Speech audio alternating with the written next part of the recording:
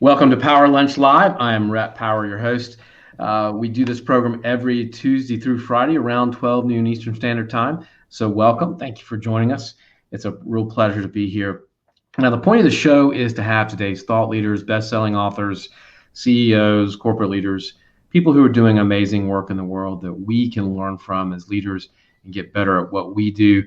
That's why we have them on the program. We can pick their brain. We can learn their best habits and their best practices, so that we can take those and implement them in our business.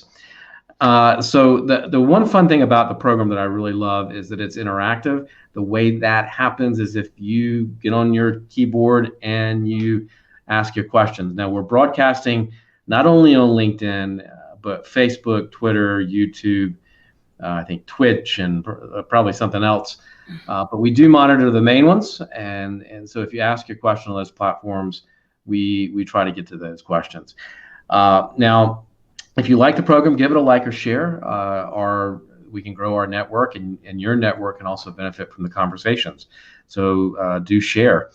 Now today I've got Bill Eckstrom. He's the CEO and president, or CEO of EcSell. Did I pronounce that right, Bill? EcSell. EcSell. Okay, I have a trouble with the English language. Is it You're fine. EcSell Institute, the world's first and only organization to measure and quantify leadership effectiveness. They are considered the world's foremost authorities in metric-based performance coaching and growth. Bill and his co-author Sarah Wirth have written a book called The Coaching Effect, which helps leaders understand how coaching is the key to increase sales, enhance performance, and sustain growth. Bill, welcome to the program. Thank you, Rhett. It's fun to be here. Yeah, how are you coping with COVID? That's an interesting question in that I think so many people respond to that in a unique way. It's been a growing experience for me in quite literally some wonderful ways. So how about you? Same. It's been fantastic. It's been busier than I thought it was going to be, but I have embraced that. And the only downside is I wish I was spending more time with kids and people, but that's okay. We've settled on a nice routine, and we have space, and so we're very blessed in that way. So I wanted to ask you, what is metrics-based performance coaching? Good question. I think you're perhaps the only person who's ever asked that question, at least to me. It's understanding through data the impact we're having on the growth and performance of teams. Okay. And coaching is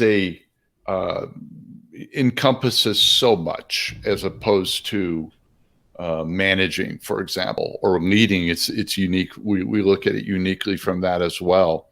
Mm-hmm. But it's putting metrics to behaviors that quantify growth. In other words, understanding how what I do and what I say, so our ability to quantify that can help me understand how to get better in those areas if what I do and what I say corresponds to helping the people on my team grow. Okay. So it sounds like a way for coaches really to be able to show the value that they're bringing to an organization. Or lack thereof, but you're exactly right. Yeah, Right. Early on, it is fascinating to me. If you ask executive leaders across the globe, which I've done probably thousands and thousands of them, and I say, in using sales as an example, if you say, do you believe the performance of your sales people is a reflection of how they're coached? Not true. 990 out of 100 will say, oh yeah, absolutely, Bill, of course they are. But yet all those organizations, or not all, but many, they can tell you everything about their salespeople. They can tell you when they stop for a donut because they have a GPS in their car. They can tell you how many phone calls they made. They can tell how many accounts they've stopped at, how many new logos versus existing logos. They can tell you about every metric imaginable. But if you ask them, well, that's great, but you just said your salespeople, how well they perform is a reflection of how they're coached. Tell me what your coaches are doing. The room gets quiet. Nobody is quantifying what executives believe has the biggest impact on the growth and performance of salespeople. And that can't even tell you what they were doing last week, let alone last month or last quarter, or even if those things they're doing are right. That's interesting. What does it look like? I mean, what do those metrics look like? I mean, what are you looking for? What questions are you asking? What does that look like? The data can come across in different ways. Number one, we look at two primary areas when we're helping organizations. And number one is the quantity of coaching, and number two is the quality of coaching. Number two being more important than number one. But one is tracking activities or behaviors, for example. And we know that, for example, the best coaches, when we say the best coaches, the best leaders, the people that create more consistent and the highest growth of salespeople, and we'll continue to use salespeople as examples here, sales teams. They do one-on-ones consistently every other week. That's what we call a high growth activity. They do team meetings. A lot of people think, oh, they could do team meetings every week. No, they don't. They do team meetings once a month, but they do them very uniquely. They have consistent career development discussions, or what we call CDPs, with the people on their teams. And those are examples. And they do objective, not just subjective, but they do objective performance feedback on selling skills at least quarterly. So those are an example of what we call high growth coaching activities. And what's funny about that is there's not a sales leader in the country that'll probably hear that and go, oh, wow, that's unique, Bill. That's rocket science at its finest. But here's what's funny is while they would all agree, yeah, no, our people do that, or they need to do that, or they need to do more, but whatever, they can't tell you how often they do it. They can't tell you with whom they do it. Do they spend 70% of their time with the bottom 30% of their producers, or vice versa? They have no idea. They would tell you all that. Do you want your managers to also go on key accounts, calls with your sales? Oh, of course we do, Bill. Yeah, that's very important. Okay, great. How often is that happening? I have no idea. Should your managers be spending more time with new producers versus mature producers? And if so, how much are they doing it? So those are ideas in terms of the quantity of activities. Then, of course, you've got the quality of it, which is a whole different topic. So those are two. You asked a question, I took the liberty with my answer. So. No. I think it's fascinating because I think you're right in that respect. Is that coaching is hard to quantify, right? I'm always kind of interested in, how do we, in our conversations when we're talking to a new client or prospective client about the results, the question does always come up. Well, how do I measure results, right? Mm-hmm. And all you can really do is say, well, we've done this for this client and this for that client. Is there a process that, that you can put in place that sort of help sort of prove that and show that, right? Instead of just anecdotal evidence.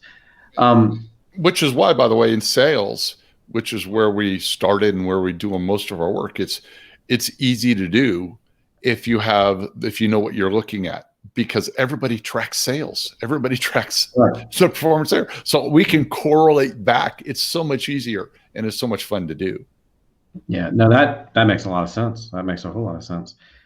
Sort of in light of the pandemic, what are your conversations like with clients? I don't know if you're bringing on new clients or not, but what are your conversations like with clients about coaching in general? A lot of coaches I talk to, a lot of their clients are sort of pulling back, unsure of finances and where things are going to be next week, much less 3 months from now. What is that conversation like for you, and why do you think this is the time for coaching more than Uh, ever? yeah, and make sure I understand your question correctly, Rhett. So, are you wondering about how we're having those conversations with our clients, Yeah. or what is kind of the future of coaching as it relates to organizations? No, I think what are your clients concerned about now? What are your clients what are the conversations you're having with your clients now about COVID? How is that impacting the conversations? Okay. And I guess the second follow-up question would be not much about the future of coaching, but to me, this is a time when you need a coach, right? Hmm. To me, that's my answer to my own question would be, this is a great time to have a coach because coaches can help you through this crisis. I mean, I wondered if you have the same take on it. So that's sort of the second Yeah. follow-up to that. Okay. Well, so back to the first question. We believe part of our where we come from, and it's not really a play on words as much of it is how the world sees it, but we believe managers and leaders need to behave like high performance coaches anyway. And if you want to think that from an athletic sense, Hmm. that's just fine. But one of the things that distinguishes coaches from leaders is I can be in a follower position and have great leadership skills or great leadership acumen. To Right. be a coach requires a team of people that report to you from 1 to 30, doesn't matter. If I have people that report to me, that means I have some coaching responsibilities that I need to handle. And so, to answer your question directly, what we're telling our clients to do and what our research would tell you, the coaches, leaders, managers, whatever you want to call them, should be focusing on is the relationship piece. That the strength of that relationship moving forward is going to be critical to how people emerge from the pandemic. Hmm. Employees are scared. We know that. We see it in our research. We're doing some COVID-19 research as we speak. And they need to know there's a lot of uncertainty. One thing they don't want to Hmm. be unsure of is the fact that you, Rhett, if you're my boss, that you care about me as a person. Don't make Right. me guess. Don't make me guess that. Now, I understand that economically some things are happening that could put my job at jeopardy. And that's a whole, I mean, we could spend an hour on that alone or even longer. Right. But don't make me guess whether or not you care, because if I care, I'm going to stick with you. I'm going to crawl in the foxhole with you, so to speak. I will be loyal to you. And when we come out of this, if you can drive that from me, that's hugely important. So Right. that's what we're telling people to do now is checking in. When we look, as a matter of fact, I could pull this up here. When we look at really high performing teams, their leaders are checking in with the people on their teams. I'll tell you this right now. 60% of them are checking in daily with all the people on their teams of the highest performers. Compared contrast performers, 6%. The highest Wow. performers, 60% of their leaders are checking in with the people on their teams daily. The lower performers, 6% are doing it daily. So, I mean, that right there tells you what the great people are doing, the great coaches and leaders are doing right now. And I think people need to do more of that. Yeah. No doubt about it. I think that's right. I think the research that you've done sort of verifies everything I've been hearing sort of through interviews and talking with leaders about how they're handling it, and the ones that are their businesses are okay and doing better in this pandemic, or they're doing that kind of reach out every day. They're really making sure their people are okay first and foremost. Yeah, that's right. Yeah. What how should a company measure coaching and leadership effectiveness? And what I mean by that is, do you have a system, or is it? I mean, do you design it per client, or is there a system that you have that you can help people put in place that to measure effectiveness? Yes, there is. But so I'll start off by answering your question with a question, Rhett. Okay. So let's say an organization wanted to understand how well they're serving their clients. Okay. Where would they go to figure that out?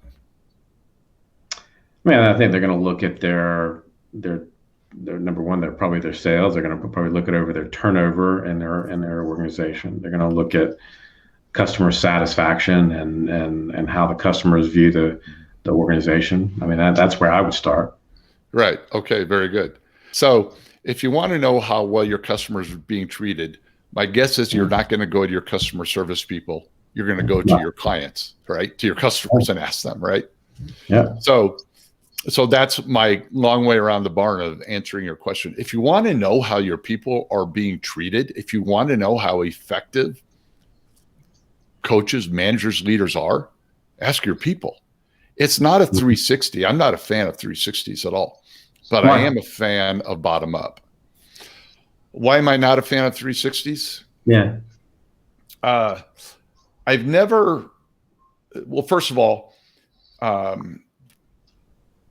I've never seen a 360 written in a science-based way to where the questions correlate back to performance or to growth. Fair enough. So in other words, I used to work in an organization. One of the questions on their 360s was, Bill does a good job of balancing long-term as well as short-term objectives. Well, how do you answer that? And what's the right answer? Well, it should be 60-40. Well, in what direction? It should be 70-30. Who knows? But can you tell me how that question correlates to growth of my team? And besides, if you ask my colleagues, my peers, how Bill's doing, their only exposure to me is in a meeting. Are they following me around with my people? Are they watching me work, observing me work? No. And not only that, the president isn't watching me either. He gets a one-on-one with me every week and then sees sales numbers. If I'm an EVP, which I was of sales in a publicly traded company. Right. So now if you want to know really what my behaviors, what I'm doing and not doing, ask the people that report to me. That's the way to measure. And so if you really want to understand coaching effectiveness at any level, it's a bottom-up survey. But then you better know what you're asking in that survey. So survey methodology, how we go about it, understanding the behaviors is one thing. Number two is really understanding the frequency of behaviors. For example, knowing that if you ask a manager, do you do one-on-ones, formalize one-on-ones with your people? Right. Roughly 90% would say, yes, I do that. And if you say, okay, how often do you do it? Oh, every week. Okay. How often do you make them? They will tell you they make them with roughly, I'm trying to think of the stat, 90% regularity is what a leader would tell you they make their meetings.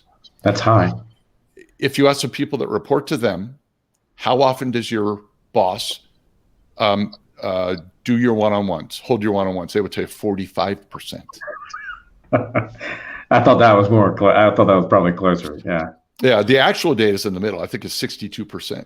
So, but roughly, 4 out of 10 times, when we look at one-on-one meetings as an example, we know that's one of the strongest correlators to discretionary effort. And that's what a coach's role is to drive discretionary effort. One-on-one meetings, holding consistent quality, good one-on-one meetings is a second strongest correlator to that discretionary effort. And 4 out of 10 times, they're not held. So 60%. Go ahead. Is there a good formula for the one-on-one? You mean how to do it? Yeah, how to do it. Because I think you're bringing up a really powerful point, right? If you do it well, and I think that was a key word you said in there, to me anyway, it's a really valuable tool to get that discretionary effort that you're talking about. Oh, right? It's huge. Yeah.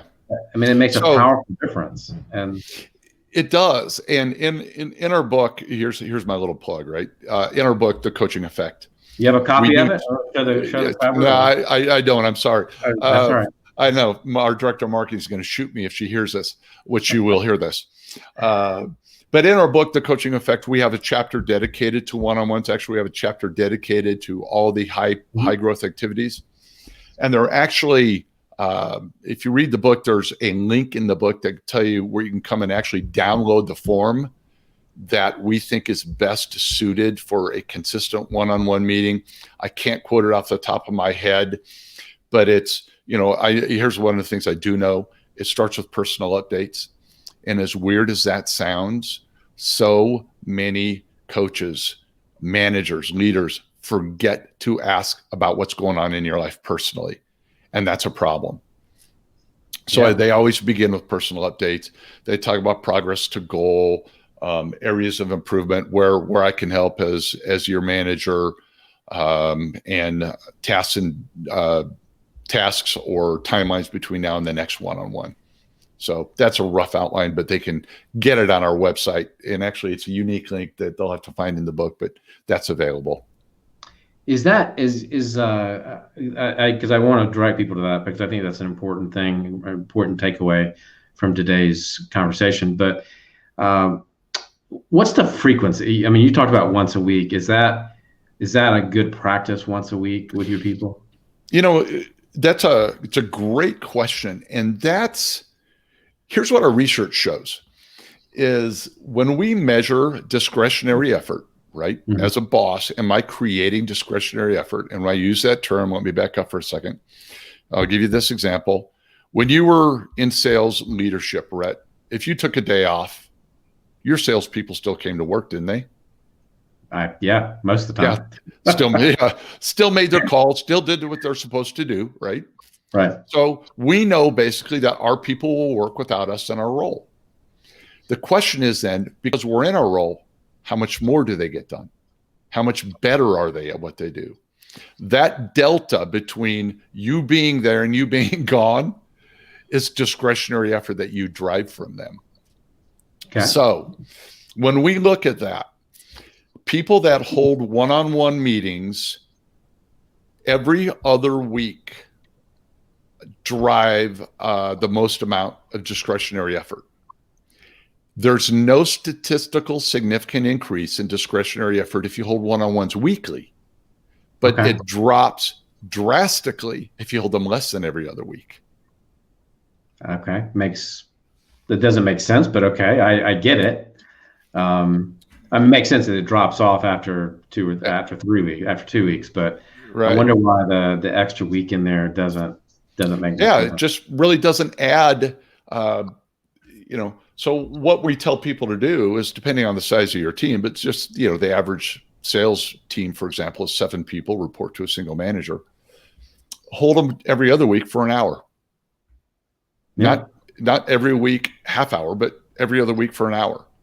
And now we have some clients that do it every week, of course, and we're not going to tell them not to do that, but it just, like I said, the research doesn't support it.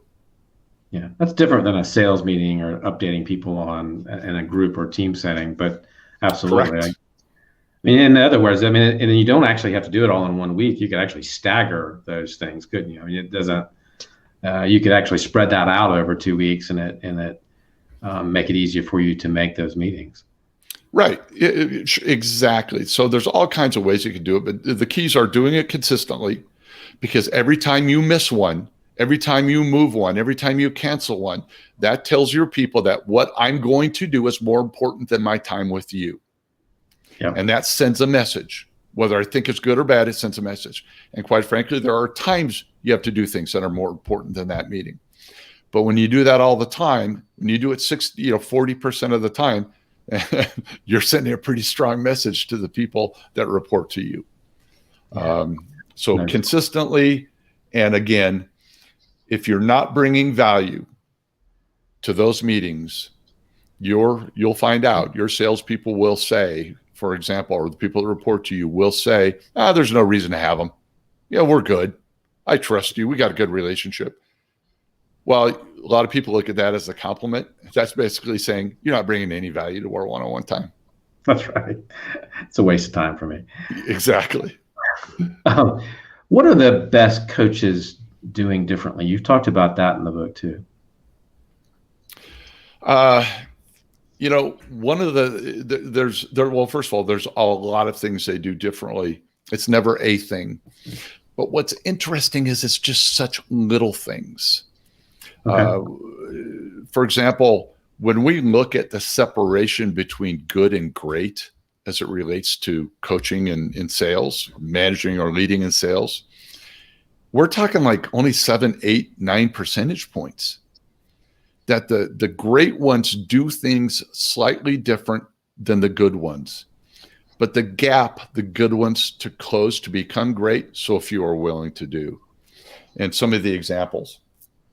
We know that great coaches, for example, track their coaching. They know how often they're holding their one-on-ones. You don't have to tell them, they can tell you. They take notes of every one-on-one meeting. So when they come into the next meeting, they can say, hey, last time we talked about A, B, and C. How's that coming along? Mm-hmm. So they have a level of accountability that is higher than just good coaches. We know great coaches, for example, I know this may sound weird, challenge their people more. They don't accept face value. They don't accept just everyday performance. They challenge their people to always grow and perform on higher levels. We know the great coaches have a stronger relationship with the people on their teams. If you ask the people on their teams, my manager cares about me as a person, not just a sales producer, they answer that question with strongly agree with much greater frequency than just good coaches. So a lot of coaches will tell you, oh, I do all those things. But to the level of which they're not doing them to the level which great coaches are. Does that answer your question? It does. No, it does. I wonder, it makes me wonder though. I mean, I think one of the things I see in my own practice is I think a lot of organizations still have this sort of traditional, I don't know, philosophy or way that they operate, where a manager or a leader still doesn't look at themselves as a coach. That vernacular or that is not sort of entered the corporate structure or whatever we are in. I mean, does that make sense? I feel like we're talking about really organizations who are progressive and thinking about what management and leadership is. But I think a lot of companies are still stuck in that leader-manager sort of mentality and not in the coaching mentality. Yeah. Rhett, that makes complete sense. And I have so many thoughts on that. Starting off with, people look at coaching as an activity. And while that's true, it's a strategic role. And then, so not only is it viewed as just an activity, it's viewed as a negative activity. And here's what I mean when I say that. If we have an underperforming person, what do you hear a lot of times? So let's say I'm a manager, I have a salesperson who's underperforming, and I'm talking to my boss, the VP of sales, using that as an example. A lot of times, what are you going to hear from the VP of sales in terms of the coaching vernacular? What are you going to hear from that person about your underperforming salesperson? Well, what are you doing to coach them up? And exactly. It's exactly right. So it's like, well, you got to coach them up. You got to get in there and help them. You got to coach them. You got to help So them right up. away, that means coaching only applies to when it's negative. If someone's underperforming, I then have to coach. Well, what are you doing all the other time? So Managing something. yeah, right. We know, looking at our research, the number one complaint salespeople have about doing joint work with their manager is what? Probably the feeling like somebody's looking over them or watching. Yeah, my manager takes over a sales call. So coaches don't get in the game and play. They sit back and they watch, they observe, they help people grow. Right. And if I'm in a sales situation and I'm doing the one selling, that means my salesperson is just probably a glorified prospector for me. Mm-hmm. You can't scale growth if your managers are only selling. So those are thoughts. One of the things that I think is interesting to think about, and I'd be curious your take on this, Rhett, and we've had some clients actually do this, but if you got rid of the manager role, you got rid of the manager title, and the movement beyond sales is to go into a sales coaching role, would all of a sudden that position lose interest? Meaning that would I have less great salespeople that want to go into a sales coaching role as opposed to becoming a manager? So change all the vernacular, quit calling people managers and give them a coach role, your title. That's it. And if you don't want to behave and act like a coach, and we can quantify and help you understand what that means and is, if you don't want to do that, then stay in your existing role. In sales, yeah. I think at that level, it's not a bad process. It wouldn't be a bad way to look at how to structure a sales team. Mm-hmm. Because you don't, a VP or somebody at a more senior level really is setting the agenda, right? They're setting the goals. They're setting, and if you have a coach that's, I could see where that, it makes reporting in sort of our traditional way we think about it. Off the top of my head, it makes, there are a lot of questions, but it makes a lot of sense too. Yeah. And those questions are we could figure those. You could figure that out. You could figure out reporting. You could figure out all that other stuff. But I like the idea because it is an analogous to putting a team on the field, right? You're putting your sales team out on the field to play ball, and a coach should be giving them the strategy, working with them on how to make that how to close that sale, how to you could really help people in a lot of different ways. But I wouldn't shut that idea down. I would, if somebody proposed that to me in an organization, I wouldn't close my mind off to it. Yeah, and when you think about it, coaches are accountable and responsible for everything that creates the outcome. Yeah. And that is what we need to implore our managers to do, is to behave like a coach. That means they're accountable for the identification and acquisition of talent, for the development of that talent, for those people, for hitting numbers, for the end result. They own it all. And to own it all, talk to me about coaching more than you're going to talk to me about managing or leading. No, I think isn't that what we've always thought of as a sales manager, so to speak, right? Their job is to close those sales, they're responsible for that P&L or that number, right? Right. Yeah. And we've always said a sales leader's number one role is to hit the number. That's our number one responsibility. But my training in sales and when I was doing it a long time ago, if you look at, if I thought about that and reflect on that, you either made the numbers or you didn't. There was no there was no coaching, there was no training, there was no, you were expected to know what you were doing, and here's your laptop, here are your products, go out and figure it out. And and that was just, I mean, it was either sink or swim. And if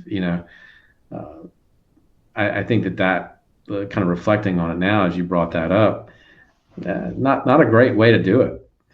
No, and keep in mind, as coaches, we're not trying to create a world of comfort for salespeople. Quite the opposite. Salespeople need to be pushed. Even the best ones, they need to be pushed too. Anybody can coach an average performer, but can you help a salesperson that's always 20, 30% above quota get to 40 or 50% above quota? So the great ones, it's not about creating comfort. Quite frankly, it's about doing all the things that creates the most performance or most growth. And that includes, by the way, healthy discomfort. Yeah, I mean, I was going to ask you that. That was one of my next questions. Was you talk about discomfort? How does that help performance? I mean, I actually agree with you, but I'm curious on your take. Well, I need to back up for a second. So a couple of years ago, I did a TED Talk that was entitled "Why Comfort Will Ruin Your Life," and the talk went viral. In the talk, I share how discomfort, that growth only occurs in a state of discomfort, and whether it's biological, psychological, physiological.